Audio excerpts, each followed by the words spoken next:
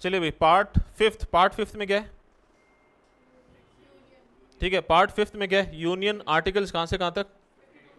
151। और part sixth में क्या है? स्टेट। आर्टिकल 152 से 237। ठीक है, अब अपने को क्या करना है? अपने को यहाँ पर इसके चैप्टर फर्स्ट और इसके चैप्टर सेकंड को क्या करना है? आपस में कंपेयर करना है। इसके चैप्टर फर्स्ट में क्या है? एग्जीक्यूटिव। आर्टिकल कहाँ से कहाँ तक? 52 से 78। और यहाँ चैप्टर सेकंड में कौन? एग्जीक्यूटिव। आर्टिकल 153 से 167। अब अपने को याद कैसे करना है अभी? ये तो चलो अपने को रटना पड़ेगा, 52 से 151। तो बट ऑब्वियस है, ये पार्ट कहाँ से शुरू होगा? 152 से शुरू होगा। क्लियर है? यहाँ 52 में क्या है? There shall be a president of India. There shall be a president of India. ठीक है, तो अपने दिमाग में आएगा कि यहाँ भी 152 में there shall be a governor for every state होगा, लेकिन ऐसा नहीं है अभी। ठीक है, क्यों? क्योंकि जम्मू कश्मीर की एक अलग पोजीशन होने की वजह से यहाँ एक अलग से आर्टिकल रखा हुआ है, जो किस हेडिंग से? Chapter first, general heading. और आर्टिकल कौन सा? 152। तो there shall be a governor in every state, कौन से आर्टिकल में? 153 में। क्लियर है? और ये पार्ट कहाँ खत्म होगा? ये पार्ट कहाँ खत्म होगा? 78 पर। 78 में किसकी ड्यूटीज़ है? Duties of prime minister towards president. ठीक है, और ये पार्ट कहाँ खत्म होगा? तो सिंपल सीधी सी चीज़ है अभी, अपने 78 इस तरीके से लिखें तो 78 में से 8 में से 1 माइनस कर दें तो कितना आएगा? 7। ठीक है, 7 में से 1 माइनस कर दें तो 6, और जो माइनस कर रहे हैं उसको इधर रख दें तो ये हो जाएगा 167। तो ये एक रिलेशन बन गया। ठीक है, तो 78 और ये कहाँ खत्म होगा? 167 पे। और 167 क्या होगा? Duties of chief minister towards governor. Clear है? तो सबसे पहले तो हमें ये याद करना है। अब अपने को क्या करना है अभी? ये आर्टिकल्स देखना है। ठीक है, चैप्टर फर्स्ट के। किसके? चैप्टर फर्स्ट के। और अपने को कंपेयर करके यहाँ पर अपने केवल chapter first executive part fifth union लिखा हुआ है, इसका कंपेयर करेंगे। किससे करेंगे? Chapter second of part sixth के आर्टिकल से। आर्टिकल 153 से, ठीक है, 167 तक। ठीक है, उसको अपने लिखेंगे नहीं, उनको इन्हीं के आगे लिखेंगे अपने। ठीक है, तो ध्यान से सुनना। 52 में क्या है? There shall be a president of India. ठीक है, 53 में क्या है? Executive power. क्या है? Executive powers are vested in the. ठीक है अभी 54 में क्या है? Election of the president. 55 में क्या है? Manner of election of the president. 56 में क्या है? Term, duration. 57 में क्या है? री इलेक्शन को लेकर एलिजिबिलिटी। और इसी से क्लियर होता है कि हमारे यहाँ पर प्रेसिडेंट कितनी भी बार री इलेक्ट हो सकता है। जो थोड़ा सा अमेरिका से हमको अलग करता है अभी। क्यों? क्योंकि अमेरिका में जो है वो कितने बार? 2 बार हो सकता है, लेकिन वहाँ पे कुछ और चीज़ें भी है कि मैक्सिमम टू मैक्सिमम 10 साल तक भी रह सकता है कंडीशन के अंदर, अगर वो वाइस प्रेसिडेंट के तौर पे प्रेसिडेंट बनाओ, लेकिन वो बाद की बातें। 58 में क्या है? क्वालिफिकेशन। ठीक है भाई, प्रेसिडेंट का इलेक्शन लड़ने के लिए जो क्वालिफिकेशन चाहिए। 59 में क्या है? Condition of office of the president. उसको क्या सैलरी मिलेगी? ठीक है, राष्ट्रपति भवन का यूज़ कर सकता है। उनके जितने भी जो सैलरी, एमोल्यूमेंट्स, प्रिविलेजेस है, उनके अंदर कोई भी अलाभकारी परिवर्तन, मतलब कोई भी डिग्रेडेबल चेंजेस नहीं हो सकते। कब? जब वो पोस्ट पर है। ठीक है, 60 में क्या है? Oath and affirmation. इसमें क्या है? इम्पीचमेंट का प्रोसेस। इसमें क्या है? इम्पीचमेंट का प्रोसेस। ठीक है, 62 में क्या है? Time for holding election. कब? जब प्रेसिडेंट की, या तो प्रेसिडेंट के पोस्ट में वैकेंसी क्रिएट होगी। कैसे होगी? या तो 5 साल पूरे कर रहा है, और यहाँ कैसी वैकेंसी? कैजुअल वैकेंसी, जो अचानक होगी, 5 साल से पहले होगी, तब टाइम ऑफ होल्डिंग इलेक्शन। ठीक है, 63 में क्या है अभी? Vice president. 63 में क्या है? Vice president. 64 में क्या है? कि ये एक्स ऑफिशियो चेयरपर्सन होगा, ठीक है, राज्यसभा का। 65 में क्या है? कि जब प्रेसिडेंट नहीं होगा तो ये एक्टिंग प्रेसिडेंट के तौर पे काम करेगा, और अगर ये भी नहीं होगा तो कौन करेगा? Chief justice of India. ठीक है, लेकिन वो चीज़ यहाँ नहीं लिखी है अभी, वो बाद की बातें बाद में करेंगे डिस्कस। 66 में क्या है? Election of the vice president. 67 में क्या है? Term of vice president. 68 में क्या है? तो भाई जो 62 में है वही 68 में है। किसके लिए? यहाँ किसके लिए? वाइस प्रेसिडेंट के लिए। लेकिन एक चीज ध्यान रखना भाई कि प्रेसिडेंट की पोस्ट में कैजुअल वैकेंसी हो जाए, प्रेसिडेंट की पोस्ट में कैजुअल वैकेंसी हो जाए तो एक तो वाइस प्रेसिडेंट एक्टिंग प्रेसिडेंट के तौर पे काम करेगा, और इलेक्शन विद इन 6 मंथ्स कराने जरूरी है, क्योंकि 62 में साफ लिखा हुआ है विद इन 6 मंथ्स। ठीक है, यहाँ वाइस प्रेसिडेंट की पोस्ट में क्या हो जाए? कैजुअल वैकेंसी हो जाए तो पहली बात तो कोई एक्टिंग वाइस प्रेसिडेंट नहीं होता, क्योंकि वाइस प्रेसिडेंट का काम क्या होता है? काम क्या होता है? राज्यसभा का एक्स ऑफिशियो चेयरपर्सन, वहां पे ऑलरेडी एक है, कौन है? डेप्यूटी चेयरपर्सन, उसका काम संभाल लेगा। ठीक है, तो कोई भी एक्टिंग वाइस प्रेसिडेंट नहीं होता। दूसरा कि 5 साल से पहले जब ये पोस्ट खाली हो जाएगी तो कितना टाइम दिया हुआ है कॉन्स्टिट्यूशन में कि कितने टाइम के अंदर इलेक्शन कराना जरूरी है? विद इन 6 मंथ दिया गया? नहीं दिया हुआ अभी, as soon as possible. President का election within 6 months, vice president का election as soon as possible. ठीक है अभी 69 में क्या है? ओथ। 70 में क्या है? डिस्चार्ज ऑफ प्रेसिडेंट फंक्शंस या इन अदर कंटीजेंसीज। ठीक है, इन अदर कंटीजेंसीज। ठीक है भाई, इसको याद कर लेना एक बार, और एक तरीके से ये बाद में करेंगे अपने। 71 में क्या है?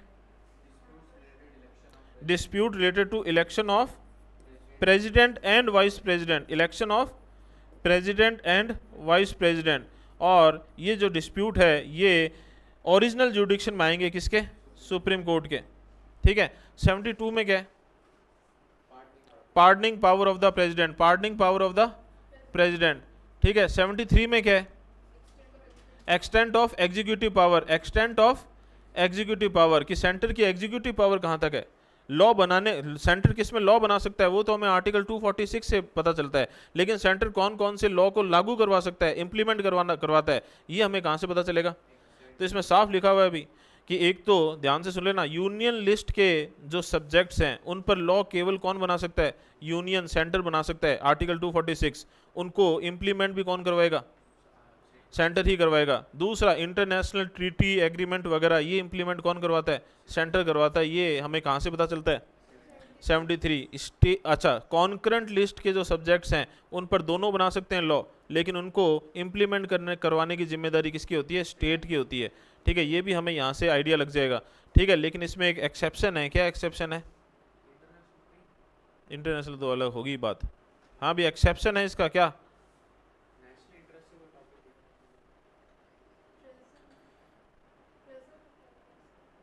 नहीं लिखा है वो आपको, एसेंशियल कमोडिटीज से रिलेटेड कोई एक्ट होता है ना, वो इसके किस में आएगा? एसेंशियल कमोडिटीज़ क्या से रिलेटेड कोई एक्ट आएगा, जैसे पेट्रोल वगैरह और जो भी है, तो ऐसी जो कमोडिटीज़ होती है उनसे रिलेटेड अगर कोई चीज़ कॉन्करेंट के अंदर है तो वो बनाए कोई भी, इम्प्लीमेंट कौन करवाएगा? इम्प्लीमेंट कौन कराएगा? सेंटर। बाकी सारी चीज़ें कॉन्करेंट लिस्ट की जिन पे लॉ बनेगी, इम्प्लीमेंट कौन करवाएगा? स्टेट। यूपीएससी में आया हुआ क्वेश्चन है भी ये। 74th में क्या है? Council of minister. 74th में क्या है? Council of minister to aid and advise the president. और 75th में क्या है कि काउंसिल ऑफ मिनिस्टर फिर से, लेकिन इनका अपॉइंटमेंट कैसे होगा? ठीक है, यहाँ पर एकदम क्लियर हो जाएगा भी कि प्रेसिडेंट अपॉइंट करता है प्राइम मिनिस्टर को और उसकी एडवाइस पर अपॉइंट करता है किसको? काउंसिल ऑफ मिनिस्टर को। और ये सारे होल्ड करते हैं post under the pleasure of the president, under the pleasure of the president. ठीक है भी, और इनकी एक जॉइंट अकाउंटेबिलिटी होती है। और ये सारी चीज़ें आपको 75th में मिलेगी भी, 75th में मिलेगी। 74th और 75th को पहले फिर से बता रहा हूँ, एक एक क्लॉज को अच्छे से याद कर लेना भी। 76th में क्या है? Attorney general. 76th में क्या है? Attorney general. ठीक है, 77 में क्या है? Conduct of business, conduct of business of central government. ठीक है, इसमें लिखा हुआ है भी सेंट्रल गवर्नमेंट का जितना भी बिजनेस है, जो भी काम है, वो किसके नाम पर किया जाता है? प्रेसिडेंट के नाम पर। एग्जीक्यूटिव पावर प्रेसिडेंट में वेस्टेड होती है, कहाँ लिखा हुआ है? 53 में। ठीक है, लेकिन सेंट्रल गवर्नमेंट के सारे बिजनेस प्रेसिडेंट के नाम पे किए जाते हैं, on the name of the president. कहाँ लिखा हुआ है? 77 में। 78 में क्या है? प्राइम मिनिस्टर की ड्यूटी टुवर्ड्स प्रेसिडेंट। ठीक है भी, अब अपने को ये याद हो गए। ठीक है, सिंपल सीधी सी है।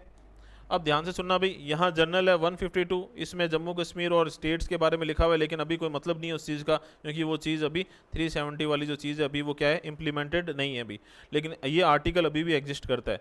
ठीक है, अपने को यहाँ से करना है 153 से, 153 से, सिंपल सीधी सी है, 2 मिनट कंसंट्रेशन दे देना, याद हो जाएगी चीज़।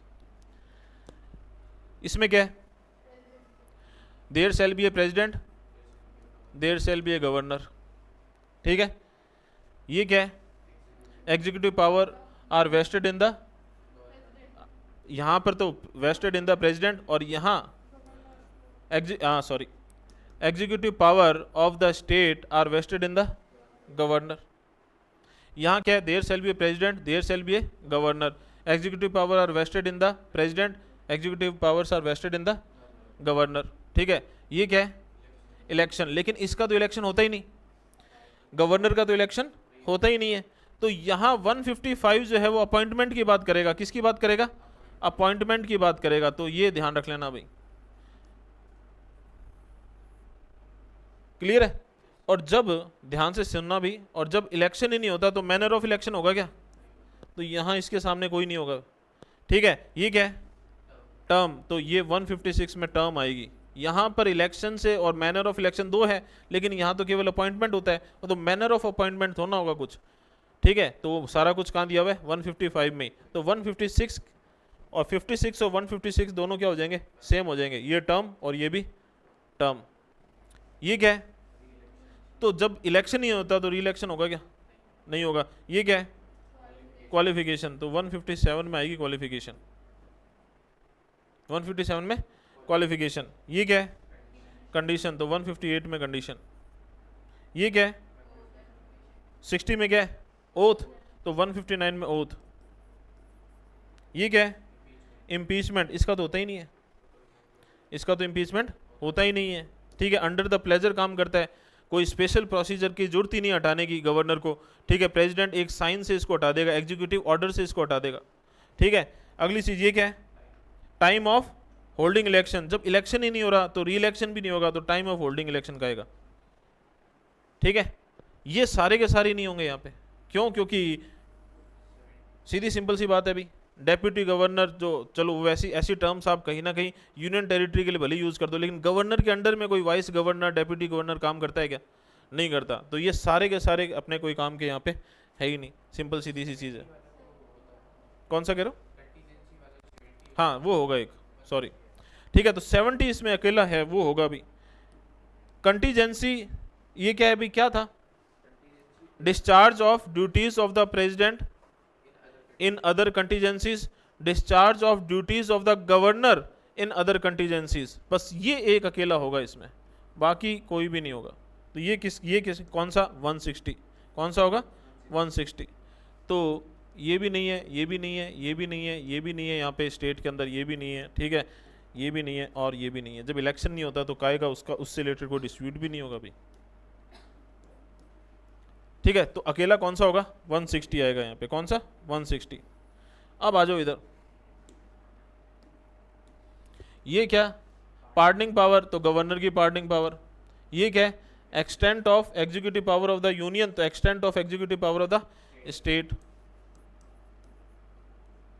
ये क्या है, council of minister to aid and advise the president, council of minister to aid and advise the governor. ये क्या है, काउंसिल ऑफ मिनिस्टर को कौन अपॉइंट करेगा, प्रेसिडेंट, और यहां कौन करेगा, governor. Attorney general, advocate general. Conduct of business of central government, conduct of business of, ठीक है, जितने भी सेंट्रल गवर्नमेंट के बिजनेस है किसके नाम पे किए जाते हैं, प्रेसिडेंट के नाम पे किए जाते हैं। तो स्टेट गवर्नमेंट के बिजनेस किसके नाम पे किए जाएंगे, गवर्नर के नाम पे किए जाएंगे।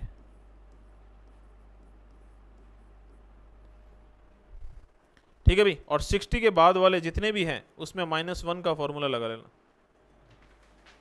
7 में से 1 गया 6, 2 में से 1 गया 1, 2 में से 1 गया 1, 7 में से 1 गया 6, गया कितना 1, तो इधर रख दो, 72 से रिलेट हो जाएगा। सेम ऐसे ही ये 73 से रिलेट हो जाएगा। 7 में से 1 गया 6, 3 में से 1 गया 2, और गया कितना 1, ये 74। 7 में से 1 गया 6, 4 में से 1 गया 3, और 1 रख दो इधर, तो ये सारे आपस में इस तरीके से रिलेट हो जाएंगे आफ्टर 60। क्लियर है? अब याद कर लो भी, यहाँ पे सिंपल सा है। अगर आपने ये याद कर लिए तो आप स्टेट वाले आराम से कर लोगे। There shall be a president of India 53, sorry, there shall be a president of India 52, तो ये कौन सा 153, ये कौन सा 153। एग्जीक्यूटिव पावर 53, तो ये 154। इलेक्शन होता है तो इसका क्या होता है अपॉइंटमेंट। यहाँ तक तो सही चल रहा है चीज़, सही चल रही है चीज़, ठीक है। यहाँ पर क्या है मैनर, तो भाई इलेक्शन होता ही नहीं तो मैनर के सामने कुछ नहीं आएगा। तो सीधा 156 वाला 155 के बाद वाला 156 टर्म क्या क्या आएगा, तो टर्म मैच कर जाएगी। ये 56 टर्म, ये 156 टर्म। लेकिन इसके बाद में री इलेक्शन फिर से बीच में आ जाएगा, तो यहाँ पर जब इलेक्शन ही नहीं हुआ तो री इलेक्शन का होगा, ठीक है। तो यहाँ क्वालिफिकेशन आएगी 58, ये किस में 157 में। यहाँ कंडीशन आएगी 59 में, ये 158 में। ओथ आएगी 60 में, ये 159 में। इम्पीचमेंट, तो भाई इसका इम्पीचमेंट होता ही नहीं गवर्नर का, तो यहाँ पे कुछ नहीं आएगा, ठीक है। टाइम, तो टाइम ऑफ होल्डिंग इलेक्शन, जब इलेक्शन ही नहीं होता तो टाइम ऑफ होल्डिंग इलेक्शन का आएगा, तो इसके आगे भी कुछ नहीं आएगा, फिर इसके आगे कुछ नहीं आएगा, इसके आगे कुछ नहीं आएगा, इसके आगे भी कुछ नहीं आएगा, कुछ नहीं आएगा, कुछ नहीं आएगा, कुछ नहीं आएगा, यहाँ भी कुछ नहीं आएगा, यहाँ आएगा भाई ये 70, ये 160, और उसके बाद में फिर से इसके आगे कुछ नहीं आएगा। अब चीज़ और आसान हो जाएगी, इसके बाद वाला -1 का फॉर्मूला लगा दो दोनों टर्म्स में से। यहाँ मत सोचना भी ये चीज़ कि ये 58 है तो ये दोनों में से माइनस नहीं हो रहा है, ये जो -1 दोनों टर्म्स में से -1 होगा ये 160 के बाद ही होगा, ठीक है। तो भाई 153 there shall be a governor, 154 executive powers of the state are vested in the governor, 155 appointment of the governor, 156 term of the governor, qualification for the governor, 158 condition of the office of the governor, 159 oath of the governor. अब 159 पे पहुंच गए, अब अपने को बचा है 70 60 70 60 160 है वो 70 160, ठीक है भी 70 क्या 160 क्या, ठीक है भी वो सेम चीज़ हो जाएगी। अब इसके बाद में सारी चीज़ 72 pardoning power of the president -1 161, 73 extent of executive power of the centre -1 162, 74 163, 75, ठीक है भी 76 165, 77 78 167। और दोनों चीज़ें कहाँ खत्म होगी, duty of the prime minister towards president, duty of the governor towards, sorry, duty of the prime minister towards president और duty of the chief minister towards governor. ऐसे करके ये याद कर लेना भाई।